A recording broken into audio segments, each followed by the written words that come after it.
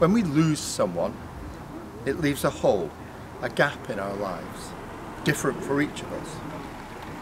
For the railway community, everyone working on the railway is family. And when we lose someone, it isn't just a colleague. It is losing someone who is one of us.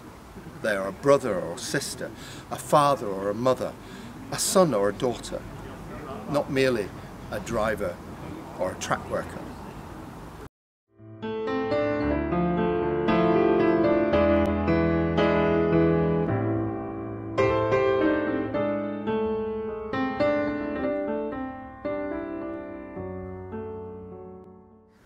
Being a fellow railwayman, I guess, has put me in this fairly unique position where I am able to speak here today and to tell you all how proud I am of my brother.